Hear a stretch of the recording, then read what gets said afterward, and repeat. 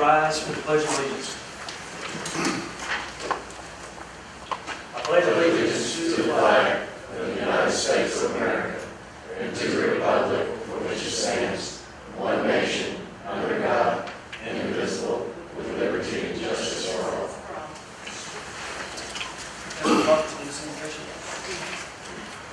Heavenly Father, we thank you for the opportunity to gather tonight to discuss the business of our town. Lord, help us to make wise decisions on behalf of our citizens. And Lord, we pray especially for those tonight affected by the tragedy yesterday in Washington, D.C. Lord, we pray for their families, for those who were killed, and for their families, and for those who are injured. Lord, we pray that you would protect this nation. In Jesus' name, amen. Let the record reflect that all council members are here tonight, with the exception of Chris Wood, he's traveling. Moving on now to announcements, I'd like to welcome part of Troop 191 here tonight. They're going to be working on their citizenship in the community bank, so place to stop. Thanks for coming. I move on to public comment. The purpose of this item is to allow the public an opportunity to address the council, comply with the provisions of the Open Meetings Act. The town council cannot discuss or take actions on items brought forward and not listed on the agenda. Comments regarding an item on the agenda may be made at this time during the agenda item. So, we got just one person signed up for that. Mr. Abraham, did you want to go ahead and come on up? If you would, just state your name and address, please.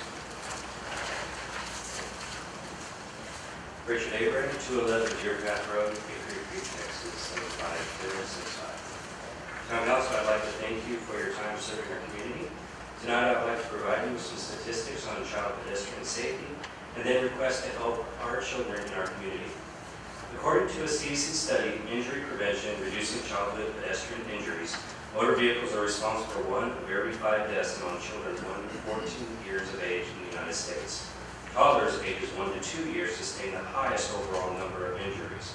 Preschool-age children 3 to 4 and younger elementary school children ages 5 to 9 are most often struck as they enter the roadway at mid-block, particularly if cars are parked along the side of the road, shielding them from the view of drivers. Ages 10 to 14 are more experienced with traffic, but are injured further from home. I'm a father of 3 children, ages 6, 9, and 11. I have lived in Hickory Creek for 3.5 years. In my neighborhood, I experience much too often cars driving at speeds unsafe around my kids and their friends. I have placed slow signs in visible areas for when my kids are outside playing, and the signs are ignored. Some drivers have even increased their speed and protested my simple slow sign. In the morning, I stand at the bus stop with a reflective vest and a slow sign to bring attention to kids in the area, and have experienced drivers from my neighborhood getting upset over my request to just slow down when the kids are present. I have children in 3 out of 4 of these age groups and experience the reality of cars driving too fast for the environment. Our ordinance calls for a 30-mile-per-hour speed limit. However, there are no distinctions between main roads such as Turkeyville or neighborhood streets such as mine on Deer Path. The same speed in both areas is a huge risk for injury or death. As our town grows with new development all around, I am faced with a fear which is shared among other parents, maybe even some of you. More traffic on our roads and nothing changing to help slow down the speeds at which vehicles travel through our neighborhoods. I'm asking each of you to look at the kids playing outside along the streets, being blocked by cars parked on the roads, and then to drive past them at 30 miles per hour. Would you have time to stop if a child drives out in front of your car? I request from the council to put into discussion the placement of more stop signs at intersections, both 3-way and 4-way, in addition to lowering the residential speed limit in our neighborhoods to 20 miles per hour, distinguishing the main roads from our neighborhood residential areas. Together, we can make our community safer as we grow. Thank you. Thank you, Mr. No one else signed up for public comment. Any other announcements? Back out the flyers, we're planning on having our fundraiser at Solitos for the animal shelter. It's going to be from 5 to 9 on October 16th. We're looking for volunteers, number 1, or number 2, or vice versa. We're looking for people to come and eat because the shelter gets a portion of a percentage of the take-in, and they also get all the tips. So pass the word, please. Thank you. We're moving into the public hearing. It's 6:35. Here, public opinion on the proposed 2013-2014 fiscal year budget. Would anyone like to come up and speak regarding the budget?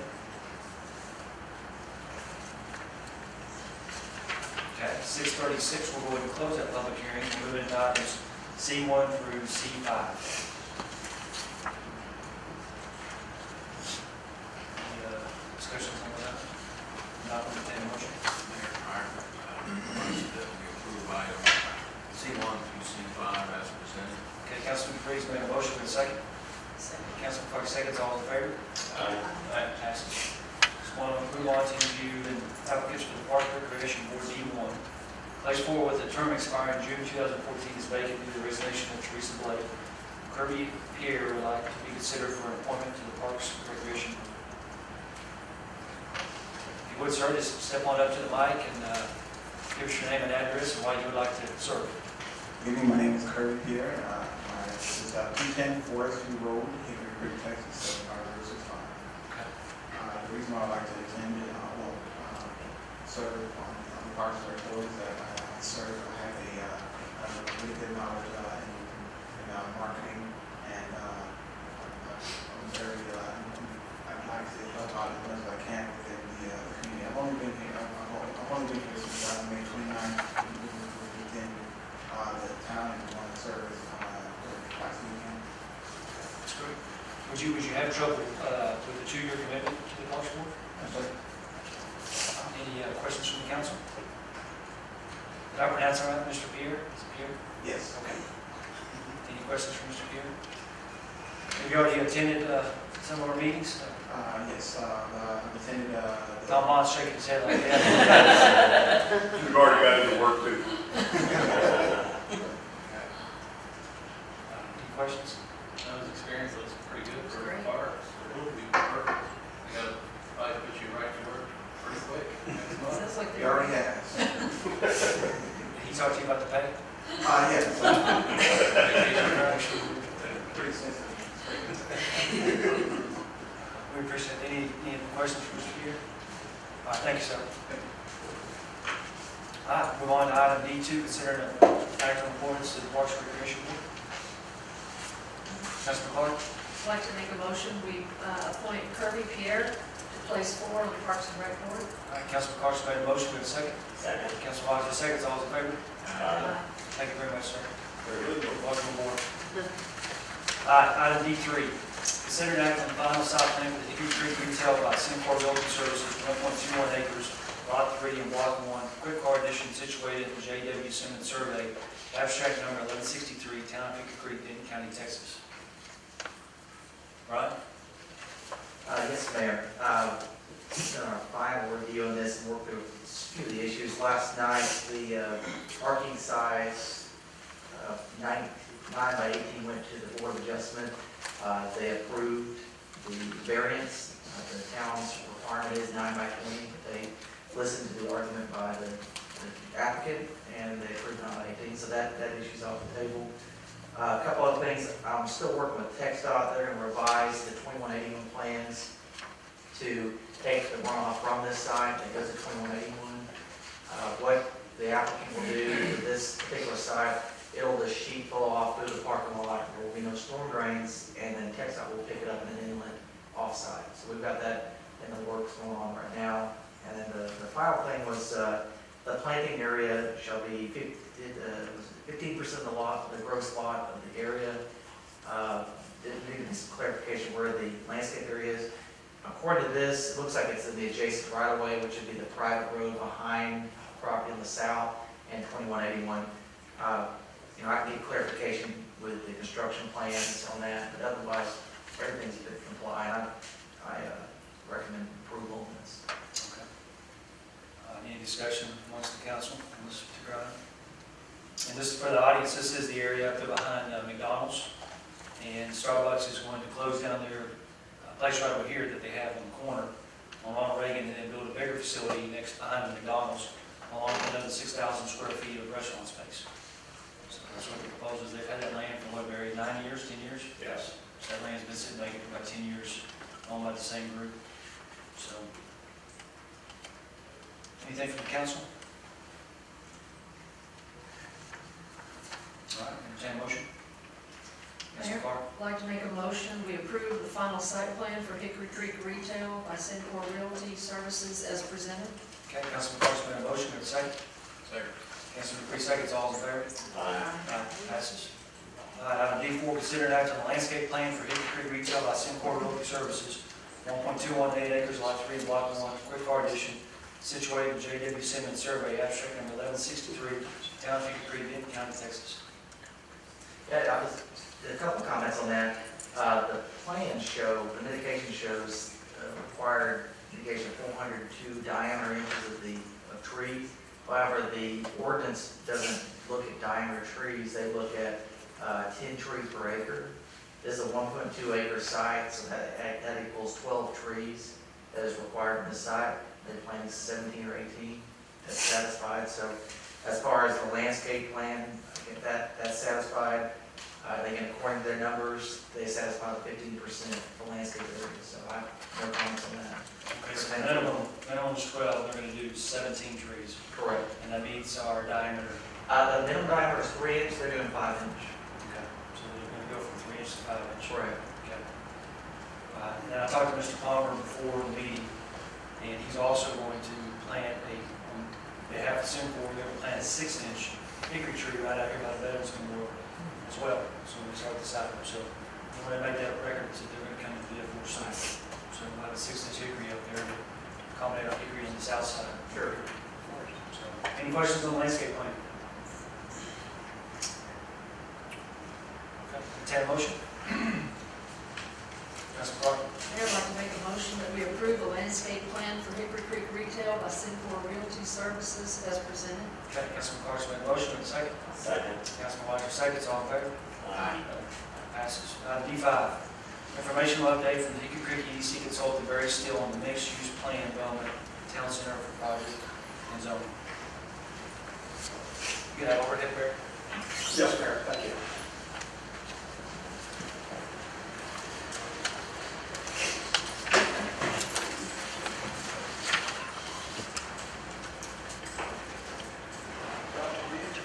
Is that you, Gar?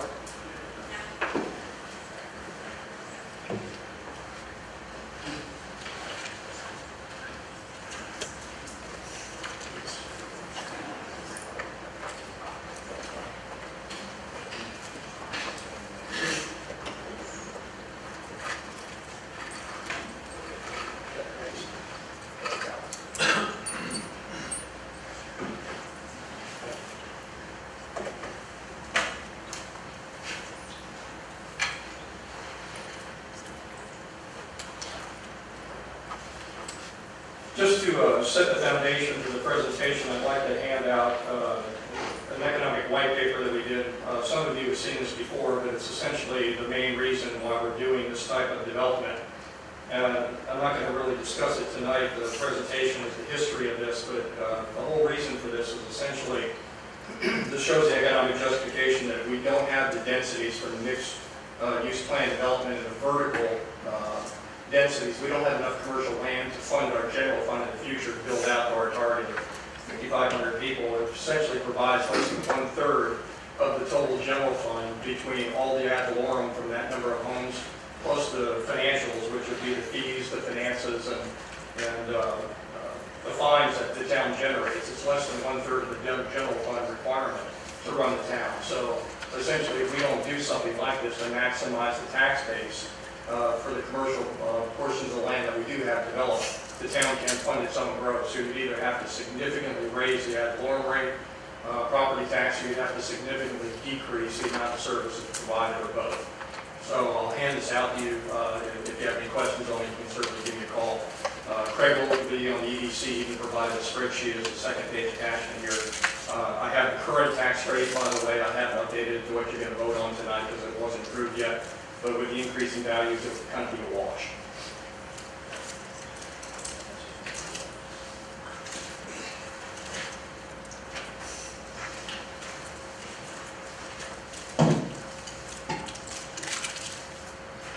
You got one, right? I gave one to the town secretary before the meeting.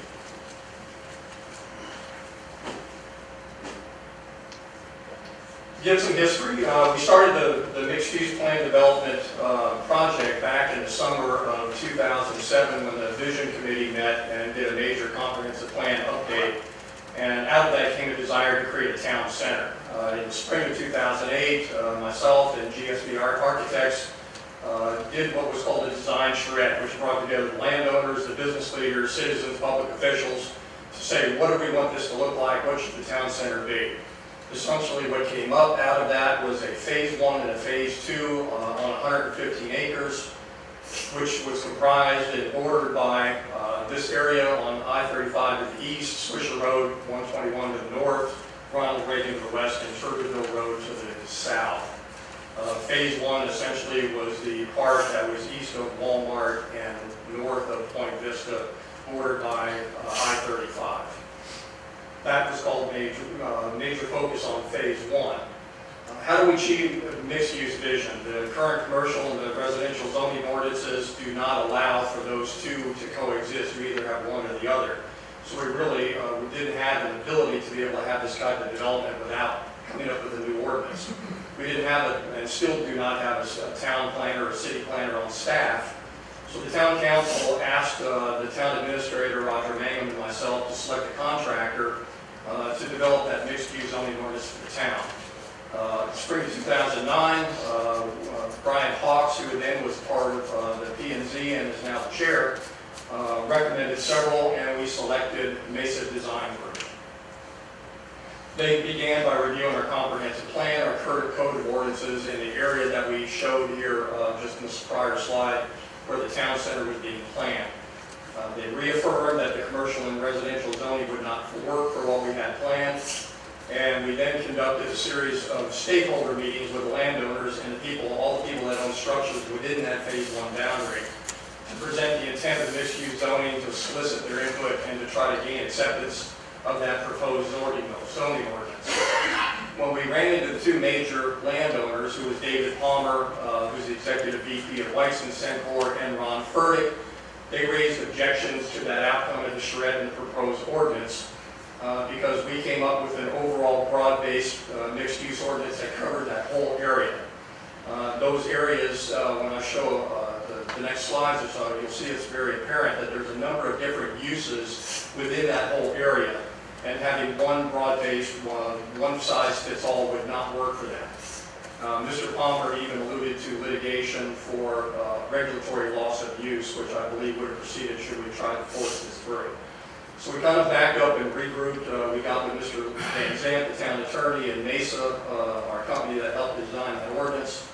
And we developed in concert very closely with P&Z throughout the process, getting their input and review a mixed-use plan development town center zoning ordinance that resolved the landowners and the town's issues. Since it was so very different than what our original intent was, we formed in what we call the steering committee, which was Mayor Smith, some council members, Weiser and Clark, the chair of the P&Z at the time, the EDC president, the town administrator, building official, and the attorney. And we agreed to proceed with a mixed-use ordinance with 6 sub-districts that resolved the landowners' land use concerns. And Mr. Palmer also brought out at the time that we needed a definitive concept plan graphically to include in that town center ordinance, which we did produce. And that will be coming with another one for this one that will come a little bit later on in the slide presentation. That includes the terms and the vision of the charrette and the resolutions required by the landowners and what that concept plan contains. The boundary map, concept plan, and the zoning ordinances are as such. This is really what the graphic overhead of our visual aerial of what first contains in phase 1. And it's essentially those boundaries that I read before, and it shows the expansion of I-35 and the green dotted line when it's done. The concept plan is anchored by a big box, which you see as a Walmart would be off to your left on this graphic to orient you. And I-35 you can see at the east. A big box retail would be the anchor for the town center. They're off to the left. And then there would be pad sites out on I-35, and then various, where your real mixed use would be vertical mixed use is where you see that in the center. Sort of north of Point Vista, the town center is going square, is going to be south of Point Vista. And then we have townhomes and 2 structured parking facilities as well as possibly hotel as future development would occur. These are the 6 zoning ordinances that we, it was a fairly complex plan that allowed us to move forward, that accommodated all the concerns of the town and the landowners. So we were all ready to move forward. We were very close to bringing this for applications for P&Z and council from both major landowners, but we had some major events that intervened that delayed the whole project. Number one, the town began litigation against Mr. Fertig on another property, and then all progress and cooperation ceased on this town center project. Without a portion of Mr. Fertig's land and him not cooperating, we didn't have enough land to build a big box anchor on the Weitzman-Sencor property. I'm going to switch to this. Weitzman-Sencor gave me permission to put this up here. And the part in green is what is required of Mr. Fertig's land, in addition to all of the land that Weitzman-Sencor owned, in order to be able to accommodate a big box with the parking that would be needed to have an anchor to even begin this town center. So without that land and without that cooperation, we really had no way to proceed. Right after that, we had the recession of 2008. We had the real estate crisis that happened because of that, and then all of the commercial lending sources virtually vanished because of the meltdown of the commercial mortgage-backed securities crisis and a number of things. So we were really at a standstill at that point. So here we are currently. We finally resolved the litigation issue with Mr. Fertig. We got back with some good relations and working the relationship again. We thought we were back on track to be able to move forward with this. But then about the end of last year, the winter of 2012, we learned that the prospective big box anchors real estate group had visited Hickory Creek. They walked and assessed the Weitzman-Sencor property, and they expressed some major reservations relative to the site's visibility to FM 2181. I'm going to jump ahead here real quick to show or back here to show you what I'm talking about. If you look at the visual here, all the way up at the top, you can see the existing areas is on the left, all the way down to McDonald's on the right, and Quick Car and Bank of America. Up there where you just approved the site plan, where you see those trees up at the top is where the new strip center is going to go. That fills everything in, and you virtually can't see the back of the site from there. So that was their major concern, and frankly, I don't understand why Weitzman developed from the front to the back, which is very opposite of what they almost always do. But that created some major problems on visibility. So they said, if we do develop here, we're going to require a mini anchor that's going to co-locate on the site with them within that development. And that would be a traffic driver. I'm going to show that because they gave us permission. I had to block out the names of the anchor and the mini anchor. They're still confidential, but I did get permission from Mr. Palmer to show this. This is the first time it's been shown in public. This is their plan, site plan, when they do develop and when we can make this happen. You'll notice that the anchor has shifted all the way down to the southwest because they want direct access to Point Vista. And that mini anchor goes off to the immediate east. Essentially, that eats all the land up where we have our town center plan. There is no more land for a town center. It also takes up a good portion of Mr. Fertig's land to the south. This is the site plan that if they're going to move forward, that needs to happen. And as I said, you can see that there's virtually no opportunity to put a mixed-use town center or any type of town center other than that development on there. So we're really kind of at a standstill now, period. There was really no way to make this happen. So where do we go from here? I was really kind of thinking we really financially, as this document points out, we have to have this vertical mixed use in order to fund this town's growth. And we want to have a town center. It's the vision of the town. So how do we make this happen? So I was thinking there's another area very close to this that we might be able to do this and essentially salvage our project. So I approached Mr. Fertig. And I asked him, instead of locating it on the current site that we had planned, would he be willing to do it on his 20-acre mobile home park, which is south of Point Vista. I suggested he also include an additional strip of land that's adjacent east of the site, essentially where that fence is right now on Point Vista. That would give us a little bit of additional retail capacity. It's a nice extra. He would be willing to do that, but I want to focus on this 20 acres. He went to his wife, who was his development partner, and discussed it, and they said they would be more than willing to go forward with that. And we have to modify the version of the original town center plan with all those 6 sub-zoning districts. And they were ready to move forward if we could get this finally approved and on the books. So essentially, this is the land that I'm talking about. This is the 20 acres of the existing mobile home park right here, which is what I'm talking about. This land is that optional tract.